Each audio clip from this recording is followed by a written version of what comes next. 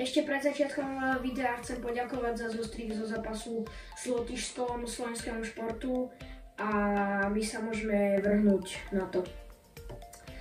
Takže poďme si pohovoriť, alebo teda poviem vám nejaký svoj názor, ako to podľa mňa, alebo aký mám názor na to, čo Slovensko hrá na týchto majstrovstvách, alebo niečo o tej prehre s Rakúskom, s Lotyšskom. Dlhšie som už nevydal video, teda počas tých majstrovstiev, mal som toho teraz viac, takže toto je vlastne to video, kde si povieme zatiaľ o všetkých majstrovstvách, o celých majstrovstvách. Takže na začiatku sme hrali zápas proti jasným favoritovi Švédsku, hrali doma, tam si myslím, že ten výsledok, aký sme uhrali, tak bol relatívne v pohode na to, aká je situácia.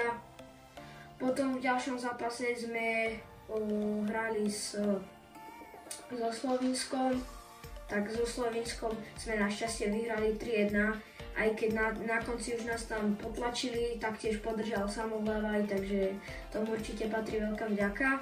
A čo sa týka ďalšieho zápasu s Rakúskom, tak ten vlastne dopadol v prospech Rakúska po nájazdoch. Ale jasné, a ja som bol dosť vytočený a nahnevaný, keď som videl, že vlastne Krištofa podrazil ten brankár, čo bolo úplne jasné. Neviem, prečo si to rozhodcovia nešli pozrieť. Asi mali nejaký vár v hlave alebo čo, takže to bolo celkom smola, možno by sme ten nájazd dali, možno nie, takže to tiež neviete, ale myslím si, že fakt sme mali vyhrať ten zápas v základnej hracej dobe. Je to Rakúsko.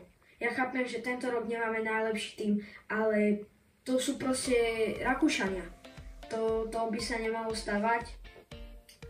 No takže sme nakoniec prehrali po pokazanej prvej tretine.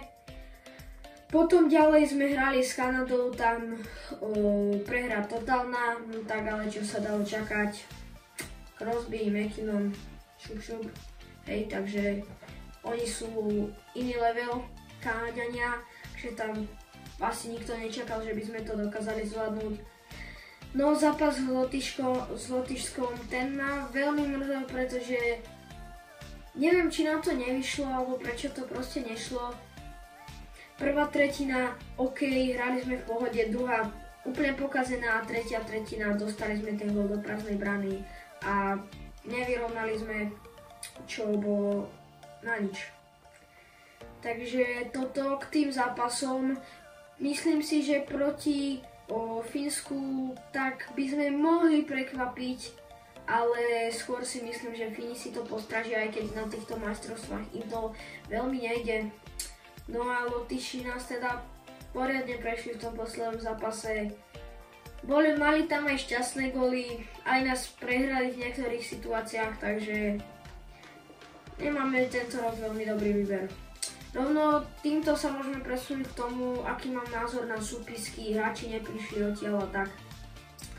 Takže vlastne tie súpisky nie sú nejaké extra, nie sú tam obrovské hviezdy, ako napríklad majú Kanadiania, ako majú Česi a proste nemáme tam žiadneho hráča z NHL.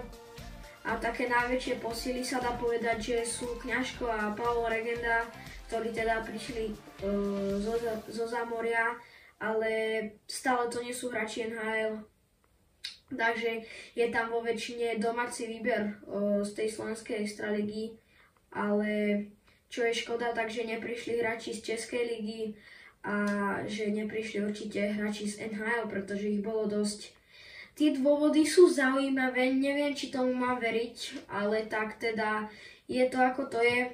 Čítal som aj, že Pospíšil by veľmi rád prišiel, ale nemôže kvôli zraneniu a tak mu prajem, že nech sa drží ďalej, lebo Calgary mu to nedovolilo. Ale samozrejme tí chalani podľa mňa nie sú ani veľmi zohratí, nemali toľko času na to, majú normálne náhlú zmenu trénera, ktorý si myslím, že bola najlepšia voľba, aká sa momentálne dala vybrať, že Craig Ramsay nebol k dispozícii. A to je tak k tomuto asi všetko, no. Popravde je mi to celkom ľúto, lebo podľa mňa Slovensko je krajina, ktorá má na to hrať v tej elite. Už dosť pravdepodobne nezostúpime, asi to už ani není možné. Ale škoda toho zápasu s Lotyšskom, hlavne to isté aj zo zápasu s Rakúskom. Ja vám ďakujem, že ste sa pozerali, aspoň vidíte na toto môj pohľad a ak budete chcieť možno podobné videá o Česku alebo nejaký iný formát videí, mi to napíšte. Ja vám ďakujem, že ste to sledovali a čaute.